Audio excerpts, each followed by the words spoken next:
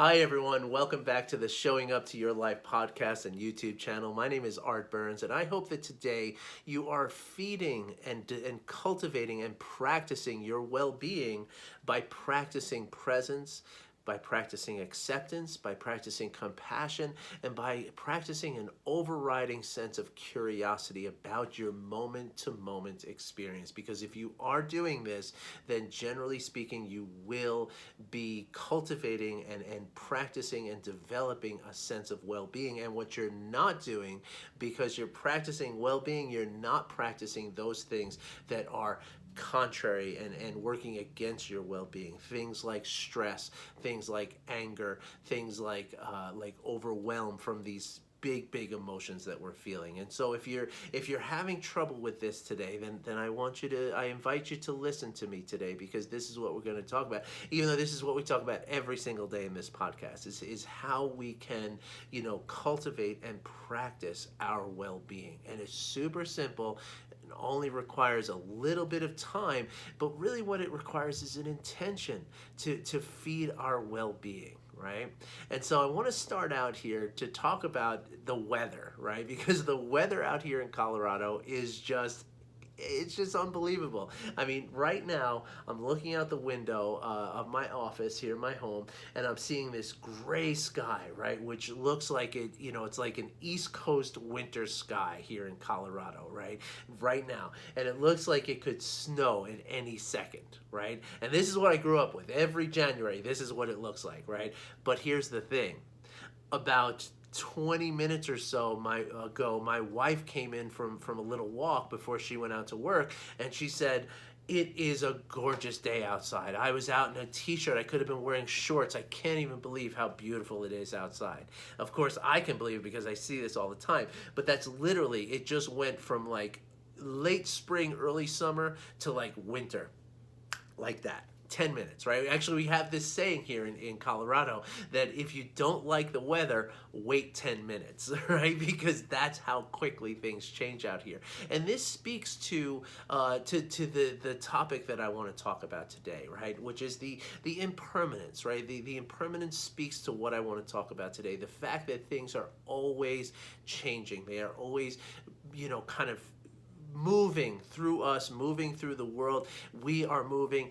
Everything is moving. And so what I want to talk about today is the fact that, I talk to a lot of people who are overwhelmed with stress, right? That's what I do here, right? Everything that we talk about in this podcast is to try to reduce the level of stress that we feel in our bodies. And the reason for this, right, is that when we're feeling stress, right? And the emotions that are likely to come from stress, which is for most people, or for a lot of people anyway, the emotion that comes from stress is anger. Right? And so when, it's almost like you could say anger is the expression of the stress in our bodies, right? And when we express the stress in our bodies, right, with anger, what we're doing is we're taking action, right? Like we might slam the door on somebody, we might yell, we might speak unkindly to somebody, we might drive our car very hard and maybe bang the steering wheel, we might punch a wall and put our fist through a wall or something like that. And what we're doing then is we're creating consequences, right? Because when we're taking that stress in our body and we're allowing it to propel us to do these harmful things, right? We're hurting our car, we're hurting our hand, we're hurting our wall, we're hurting things, right? We're hurting other people around us, we're hurting ourselves. And then what we're doing is we're creating more conflict and more consequences that are going to come out of that, right? So if you yell at somebody, if you say something unkind, then that person is hurt, then that is going to keep going, right? That's not something that just resolves itself, right? You are going to have to live with that, right? You're going to have to live with those consequences. And when you're living with those consequences, and when you're wrapped up in that stress response itself, right, you are unable to show up for your life. So that when you're in that space, right, when you've punched the wall and you're feeling this rage of anger that's happening, right, somebody calls you, somebody comes up to you and wants to talk to you, you're not able to show up, right? And of course I'm speaking in terms of like rage and stuff, but it doesn't even have to be that dramatic. It can be actually less severe than that. It can be actually a very subtle kind of thing that can still prevent you from showing up fully to those people and those things in your life. And so one of the things that I hear quite often with people, and again, I talk to a lot of people every day who have high levels of stress, who are experiencing high levels of stress, and that's the key, right? Is that they're experiencing stress. But what I hear from people all the time is I hear things like, I have so much stress in my life, or I am so stressed all the time, or I am angry all the time, or I feel overwhelmed by aggression all the time, right? Like that's the kind of things that I hear. And what that signifies and indicates, right, is that it's not something you're experiencing, but rather something that you possess, or more accurately, something that possesses you. But neither of these things are true, right? You don't have stress. You can't take stress and put it in a box somewhere and lock it and keep it safe. You can't wrap it and give it to somebody as a present, right? You don't have anger. You are not anger, right? Like if I look at you, I see somebody with eyes, with a nose, with mouth, with skin, with hair, with clothes, with all kinds of different dynamic expressions that you do. I would never say that you are angry. Like I couldn't describe that. I couldn't describe you in those words, right? And it seems as though, I know that a lot of times it seems like a very subtle and almost insignificant kind of difference in the way that we describe things, right? But it's very, very important, right? It's very, very powerful in the way that we understand the fact that I am not angry, I am not stressed, I don't have stress, and I don't have anger. What I am is a person who is experiencing stress, and a person who is experiencing the emotional expression of stress in the form of anger, or perhaps it's fear. Fear is the emotion that begins stress, right? But anger is often the emotion that results from stress, right? And of course, a lot of people don't get to that angry point, and that's fine, right? That's okay. It doesn't mean that you're doing something wrong. It doesn't mean you're doing stress wrong, right? So some people just stay with fear, right? So it's the fight or it's the flight response. That's stress, right? So if you're somebody who is likely to fight, then you're feeling the anger. If you're someone who's likely to kind of hide and want to get away from it, well, then you're not feeling anger, you're feeling the fear. But in either case, these emotions are arising from the stress that is arising in your body, right? And so and a lot of times, this sense of anger, right, which is a very, very powerful emotion, right? It really does take over, and it's a very powerful emotion that can feel like it, and certainly it can take days and days and days to resolve. And it doesn't just resolve itself, right? It doesn't disappear, right? It's something that is kind of lingers for a long time for a lot of people, right? And so, but just like the weather here in Colorado, right? It is something that is arising. It is existing for a period of time, and then it will just dissipate. I know I said a moment ago that it doesn't go away by itself. It kind of does if you allow it to go away by itself. That's the thing, right? Is that we tend not to allow ourselves to let go of the anger, right? So we keep thinking about this thing over and over and over again, and that anger kind of becomes more and more reinforced or reinvigorated or basically fed, right? And again, it's a practice, right? So the experience of stressors is not something that you have control over, right? That's just that. I don't care, and I tell people, I don't care if you live in the mountains of Montana or in Midtown Manhattan, right? You experience stressors in your life. We all do. Okay, they're all over the place. They're all the time, right? We experience stressors resulting in, as a result of time pressure, food, weather, like, rain and cold. Those are stressors. There's stressors everywhere in our lives, right? But the stress that the stressors cause in our body, that is related to how we are processing these things that are happening to us, right? But again, just like the weather is never permanent, right? Like, yeah, like I grew up in the East Coast, right? So basically from November to March, it was like this. It was like gray skies and yeah, sure, you might have some days that were bright and sunny, but it was still real cold. No mistake that you're in wintertime, right? Out here in Colorado, however, again, you can have 70 degrees with, short, like yesterday, my son and I were playing basketball in shorts and t-shirts, right? And 10 minutes later, it can be like this, and that's the way anger really is. Or I guess what I was trying to say there is that these changes that are happening in our world, right, and in our body, they're always going to be going on, right? You're always going to have shifts in weather. You're going to have shifts in your circumstances of your life, right? Like there's going to be people and things and circumstances and jobs and bank accounts and traffic jams and all these things that are going to be stressors in your life, right? But again, if you practice, you can practice being stressed by these things, and you can practice being angry as a result of that stress, and then that becomes something that is much more likely to happen to you, right? Because it's something you're practicing every day. That's why we talk in this work that I talk about here, it is practice, right? Because if you can practice being present, which is meaning right here. So if I'm stuck in a traffic jam, I'm just in the traffic jam. Okay, I might make a phone call, tell somebody that I'm going to be late, whatever, but I'm in the traffic jam. I'm not thinking about what's going to happen as a result of this traffic jam, because when I do that, I think fear, right? That's when I'm feeling the emotion of fear. And once my body and my brain are sensing an emotion of fear, well then the only way that my body knows how to respond to that is through the stress response, right?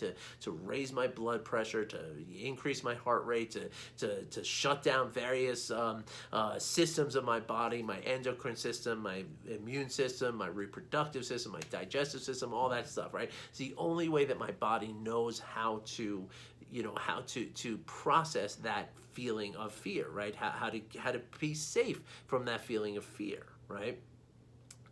But again, this is a practice, right? And so if we can practice being present, right, which is also to honor the impermanence of everything that's happening, right? No traffic jam lasts forever. No weather. It's already getting sunny again. I guarantee you by the end of this video, I can go back outside with shorts and a t-shirt.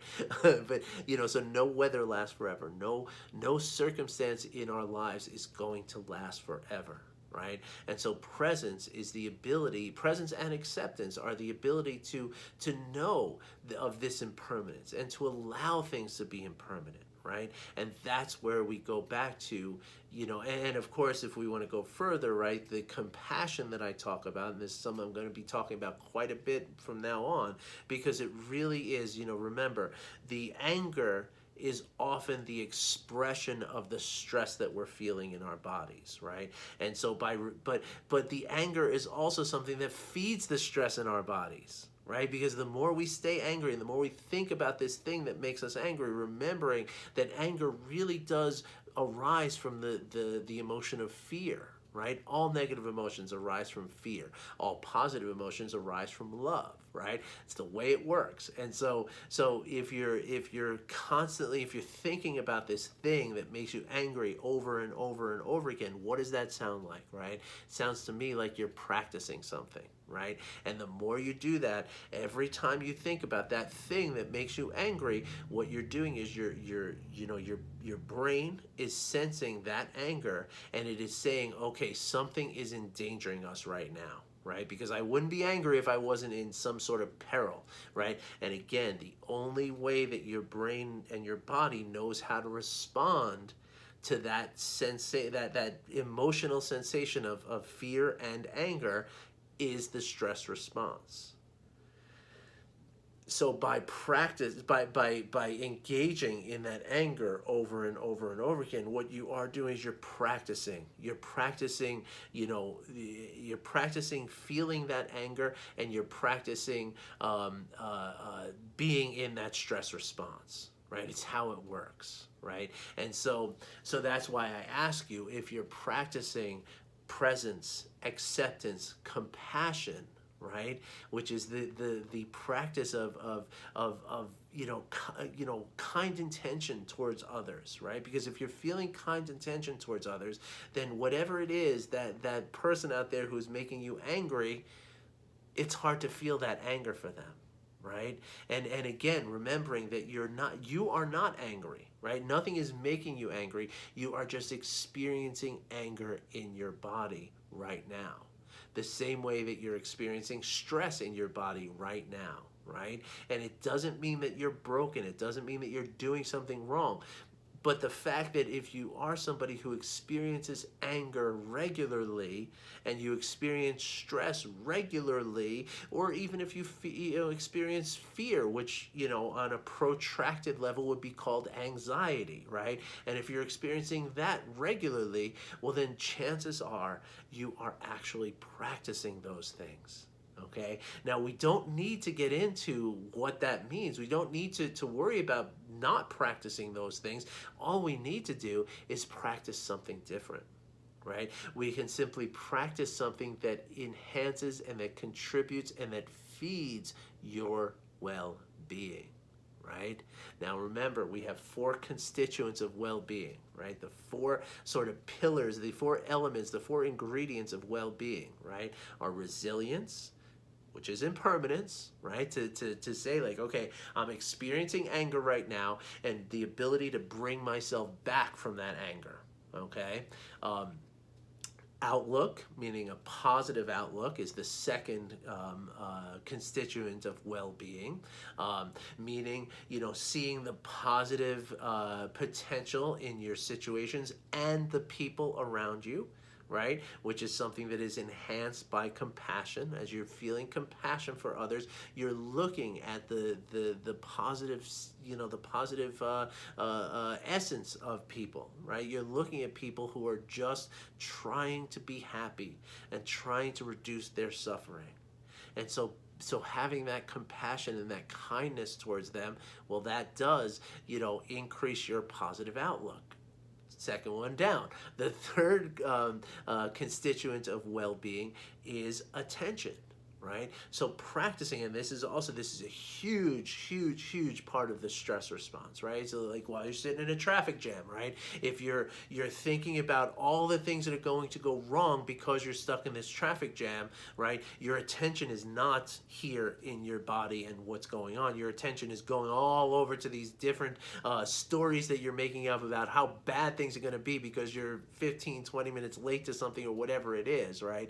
And so knowing that your attention is off there, right, and bringing it back to what you're doing, right, even if it's something completely boring like driving a car, it might be boring, but it's well-being, right? It might be less exciting, it might feel less exciting than that anger and stress that you're feeling, but it's better for your well-being, right? And then the fourth constituent of well-being, which happens to be my favorite one, is generosity or altruism, you could say, right? And again, compassion is the active intention of standing with someone as they're suffering, right? Which means that you are contributing to their well-being, and you're contributing to your well-being by contributing to their well-being. Right? So to practice these 4 constituents of well-being, right, we can practice presence, we can practice acceptance, we can practice compassion, and we can practice curiosity about our moment-to-moment experience, okay? What we can call these in a very simple and tidy sentence and definition is moment-to-moment non-judging awareness, otherwise known as mindfulness, right? And when we really focus on the compassion though, right, which kind of does the same thing, right? We call it heartfulness. And that's what I'm going to be talking about a lot more in these videos from now on. And I'm going to invite you all to share your thoughts about heartfulness, in conjunction with or as opposed to mindfulness. However we want to talk about it, I invite you to share your thoughts about it, okay? But again, to recap, right? If we are feeding our well-being, right? We are honoring the fact that we are experiencing something as opposed to having something or being something, right? Again, you can't take your stress and put it into a box, right, to keep it safe. You can't take your anger and wrap it in put gift wrapping on it and send it to somebody, right? It's not a thing, right? It is just an experience, right? So no more can you wrap your stress or your anger up and give it to somebody. Then you could give them an experience that you had riding a roller coaster, right? You can describe riding a roller coaster to somebody, but you can't be like, here's the ride that I took on my roller coaster, right? Because it's not something that was a possession. It's not something that was a thing. It was an experience. It was an impermanent experience that arose, that existed for a time, and that was over, right? The ride's over. Get up, either buy another ticket or please exit to the right of the car, right? And that's how life is, right? And that's how all of our emotions are, and that's how all of our stress is, right? And again, I called it our stress. It's not your stress. It's not my stress, right? It's the experience of stress. Just no more than it's my roller coaster ride, right? Like, it's not mine. It's not yours, right?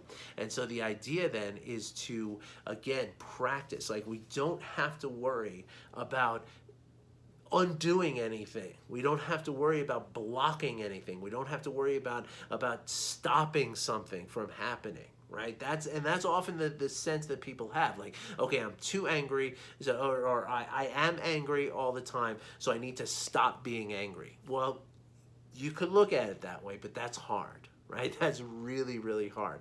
But instead of stopping being angry, what you can do is just be, or you can practice doing something else, right? You can practice compassion, for instance, right? You can practice heartfulness. You can practice being present. You can practice acceptance. You can practice curiosity about what somebody is doing, and that oftentimes will take away the fear, which will take away the stress, which will take away the anxiety or the anger that we're feeling and that we're experiencing. Right? So again, and this is really, really important. And this is very, very basic too. Like when I teach people to meditate the first time, right? I am always very, very emphatic about the fact that it is not like some people will tell you. Some people say that meditation is about quieting the mind. It's not at all what it's about. Meditation is about training the mind to focus on something. Okay, your attention, right, on something, so that the thoughts that would otherwise pull your attention away from something, right, they just go, right? They do their thing. You never stop them, right? You never turn off a spigot of thoughts or somehow build a wall in your mind that doesn't allow thoughts to go, right? Instead, what we're doing is we're allowing those thoughts to just arise and pass through, right? But doing so without us following them, right? That's the key. And following those thoughts is what leads to stress and anger and anxiety. So when we can allow ourselves to just stay here again in the traffic jam, just sensing into your body, feeling yourself in the driver's seat of your car, feeling yourself holding the steering wheel, feeling your breath as you're sitting there, right? You're staying here, your thoughts can go there. Right? And now you're not going to become stressed because of this traffic jam. You're not going to experience stress. You're not going to experience anxiety. You're not going to experience anger. It is really that simple, folks, right? And now here's the thing, right? It is that simple, but where it's maybe a little less than easy is where, we can honor the fact that for decades, right, we've been practicing getting angry. We've been practicing experiencing stress, right? Because of the mechanism of not being present, accepting, compassionate, and curious, right? We've been practicing this other thing. So it does take some dedication to the practice, and it does take some time to kind of, develop this new sort of automatic way of being, right? But I promise you folks, as I tell you here all the time, the amount of time that it takes is not in at all proportion with the amount of time that you spend practicing anger, right? I practiced anger for decades. I'm going to start sharing some of my stories about anger. I practiced anger for 40 some odd years, right? It only took me a few months to practice compassion and never be angry again, really. I mean, not never, but almost never. Certainly not like what it was, Same with stress, right? I practiced being stressed for 20 years of a career, right? 25 years of a career. And so I had a lot of practice time under my belt, and I was really good at it, right? Took a few months to undo all of that. So that's all we're talking about, okay? We're talking about literally like 4 to 8 weeks. If you give me 4 to 8 weeks and you do the simple practices for about 10 minutes a day, I promise you that I can show you how to transform yourself so that you don't feel stress and you don't feel anger, you don't feel anxiety to the same levels that you used to anymore. And so if you'd like to know about that, I invite you to get in touch with me, okay? As I say all the time, you can either leave a comment or you can go to my website. You can send me an email, you can leave a comment, or you can go to my website. You can actually book a call with me. It's a free call. It costs nothing. That's what free means. It'll take you 2 minutes to set it up. You just basically go to my website, artburnscoaching.com. Go to the link that says free. It's got a clock on it. It says free calls, set up a call, something like that. Click on that. You go into my calendar. You pick a time in a day that works for you. That's highlighted in green, I think it is. That says that it's open for me, open for me, open for you. Click on there. I will send you an email with a link, and we'll be good to go. It's either a phone call or a Zoom call where we can look at each other. But it's about a 45-minute call, and it is essentially a coaching session. And so I will coach you for that session, and then after that you decide, if you want to do more, we'll do more. If not, we'll say goodbye, and you'll continue to watch these videos and benefit from me this way. Either way, though, I invite you to get in touch with me, because this is really, really big stuff, right? And showing up to our life is really the key to our happiness. Ultimately, that's what we're talking about, right? We're talking about happiness and well-being. And so if you want to be happy and healthy, and you're not feeling very happy and healthy right now, then you have nothing to lose by booking a call with me, or just getting in touch and let's have a conversation. All right, so I hope to hear from you. All right, everybody, thanks for listening. And remember, you do not have stress, and you are not anger. You are experiencing stress or anger or anxiety, okay? And it is a temporary thing that will pass if you let it. And if you don't know how to let it, well, that's how we have to practice. It's just like learning to play guitar, right? Everybody who picks up a guitar, never picked up a guitar before, doesn't know how it works. And so a simple set of lessons can show you how it works. And if you practice that, you will get to be a guitar player. You'll be able to play guitar. It's not very difficult. It's not very complicated. I promise you that. All right, everybody. Thanks again for listening. I wish you well. I'll be back in tomorrow. Take care.